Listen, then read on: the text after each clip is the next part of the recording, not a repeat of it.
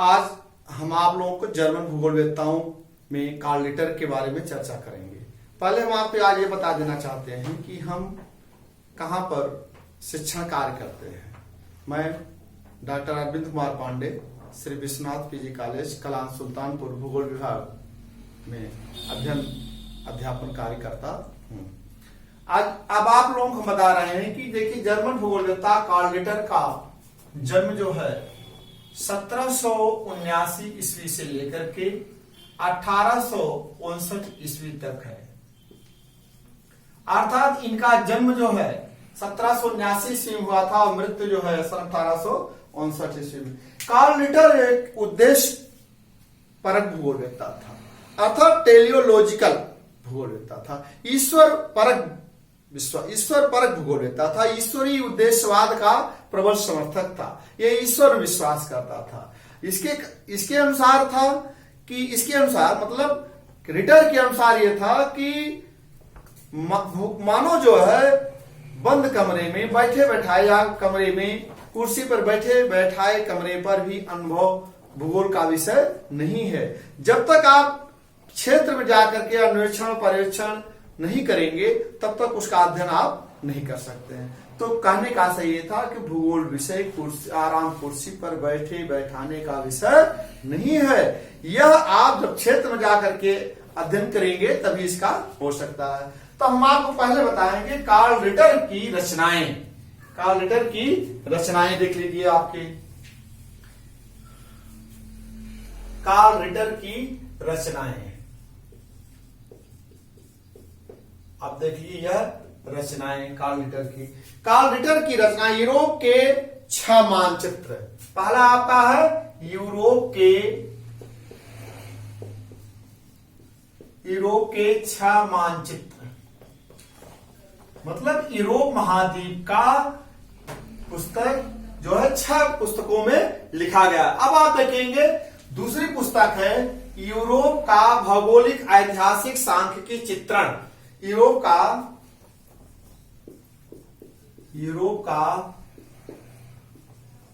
भौगोलिक ऐतिहासिक सांख्यिकी चित्रण, ये इनकी दूसरी पुस्तक हो गई। अब देखिए यूरोप के ऐतिहासिक भूगोल के और ये भौगोलिक ग्रंथ अगला है भौगोलिक ग्रंथ अर्धकुंडे। यह जो है इनका प्रथम खंड एशिया महाद्वीप में। तीसरा है भौगोलिक ग्रंथ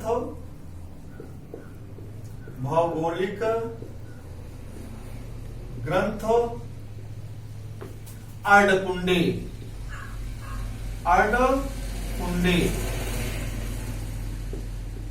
अर्धकुंडे का प्रथम खंड एशिया महाद्वीप। कौन सा? एशिया महाद्वीप का है। इसी तरह से देखेंगे भौगोलिक ग्रंथ का द्वितीय खंड अफ्रीका महाद्वीप। भौगोलिक ग्रंथ का द्वितीय खंड अफ्रीका महाद्वीप। सॉरी, ये प्रथम खंड है अफ्रीका महाद्वीप का। ये प्रथम खंड है और यह जो है आपका द्वितीय खंड है। भूल हो गई, द्वितीय खंड है ये, प्रथम खंड।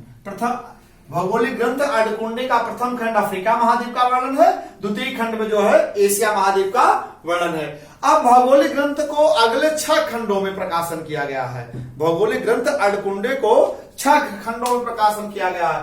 5वां आपका है भौगोलिक ग्रंथ अर्धकुंडे, अगले 6 खंडों में प्रकाशन किया गया है। अगले 6 खंडों में प्रकाशन है।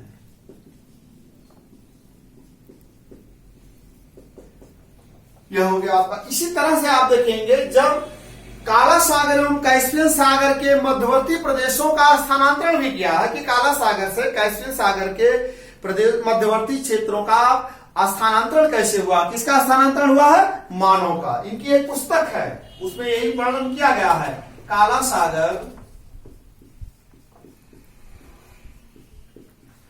एवं कैस्पियन सागर के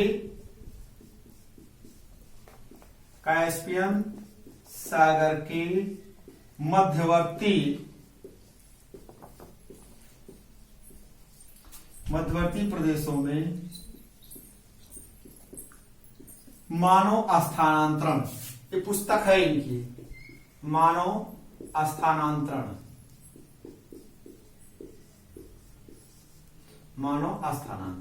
तो इस तरह से आप देखेंगे ये काला सागर और कैस्पियन सागर के मध्यवर्ती प्रदेशों का स्थानांतरण हो गया। अब हम आपको बताएंगे भौगोलिक विचारधाराएं। इनकी एक है रिटर की भौगोलिक विचारधाराएं। आप देखिए इनकी विचारधाराएं जो पढ़ेंगे आप। देखिए कार्ल रिटर जो था ये एक अनुभवी भूगोलवेत्ता था और ईश्वर में विश्वास करता था। यह जो है कोई भी कार्य करता था तो यह ईश्वर में ही विश्वास ज्यादा करता था। अब इसकी भौगोलिक विचारधाराएं क्या है? नंबर 1 आपका रिटर का भूगोल जो था वह मानव केंद्रित थी। भौगोलिक विचारधाराएं, भौगोलिक विचारधाराएं या अब आप देख लीजिए रिटर का जो भूगोल था वह क्या था? मानव केंद्रित था। रिटर का भूगोल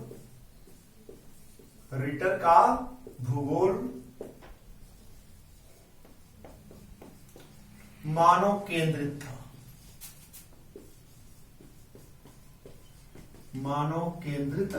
था। अब दूसरा क्या है इनका? अब देखिए संपूर्ण की संकल्पना क्या है? संपूर्ण की संकल्पना, होलनेस, संपूर्ण की संकल्पना। तीसरा क्या है आपका? प्रादेशिक व्यक्तित्व। क्या होगा? प्रादेशिक व्यक्तित्व। प्रादेशिक व्यक्तित्व।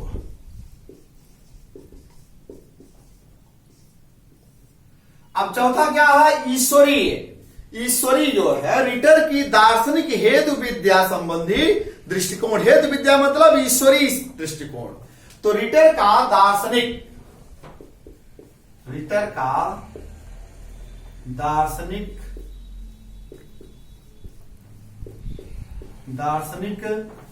हेतु विद्या, हेतु मतलब ईश्वरीय, हेतु विद्या ब्रैकेट में ईश्वरीय लिखिएगा, ईश्वरीय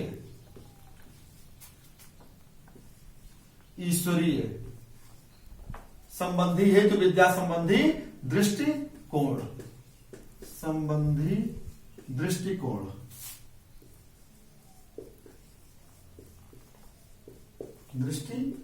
ये ईश्वरीय उद्देश्य परक मूलक विचारधाराएं थी। ईश्वर में ज्यादा विश्वास करता था। और 5वां क्या? प्रादेशिक अध्ययन।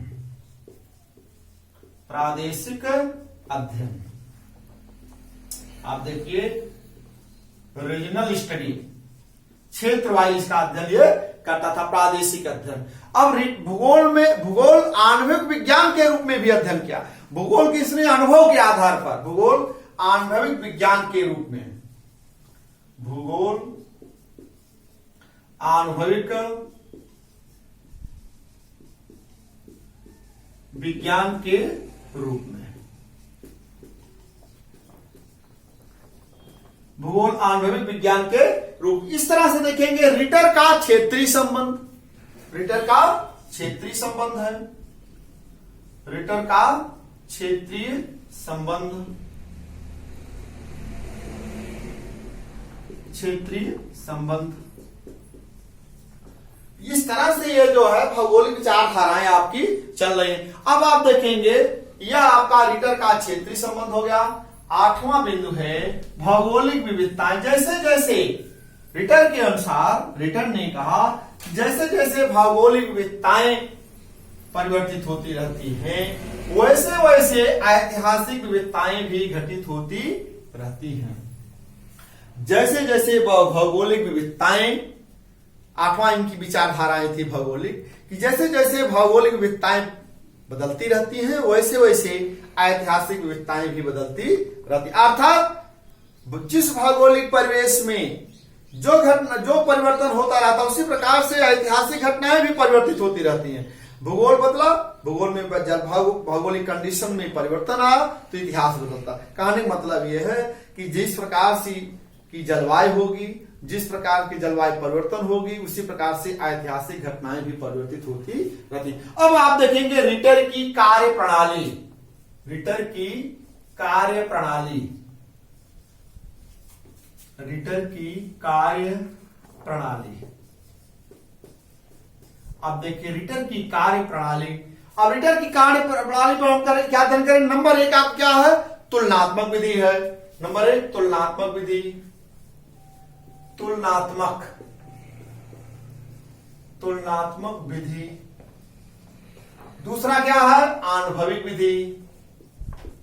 देखिए आप आनुभविक विधि, अनुभव के आधार पर इन्होंने लिखा हो। कंपैरेटिव की तुलना किया। प्रादेशिक वर्णन विधि। तीसरा क्या है? प्रादेशिक वर्णन विधि, प्रादेशिक वर्णन विधि। चौथा क्या है? मानचित्र विधि। चौथा क्या होगा? मानचित्र विधि, मानचित्र विधि। पांचवा आपका है विश्लेषण एवं संश्लेषण विधि, विश्लेषण एवं संश्लेषण विधि, विश्लेषण एवं संश्लेषण विधि। तो इस तरह से जो है आपका विश्लेषण एवं संश्लेषण विधि हो गया। अब इस तरह से रिटर की एक कार्य प्रणाली हो गई। रिटर ने यहां तक कहा है कि जो है रिटर की जैविक संस्कृति, इन्होंने जैविक संस्कृति का प्रयोग किया है। जैविक संस्कृति जो होती है ऑर्गेनिक कल्चर, जैविक संस्कृति। रिटर की एक और भी है विचारधारा है कि जैविक संस्कृति, मानव पृथ्वी पर मानव निवास करता है, उस पृथ्वी पर जब मानव निवास करता है उस निवास को इन्होंने जैविक संस्कृति कहा है कि भूगोल पृथ्वी के तल पर मानव निवास करता है तो एक जैविक संस्कृति का निर्माण होता है। तो जैविक संस्कृति हो गई। अब आप जानिए ऑर्गेनिक हॉर्टिकल्चर। तो जैविक संस्कृति याद रखिएगा, परीक्षाओं में पूछा जाता है कि जैविक संस्कृति किसकी है? जैविक संस्कृति जो है यह आपका कार्ल रिटर ने कहा कि पृथ्वी तल पर मानव निवास करता है, उसी को उन्होंने जैविक संस्कृति कहा।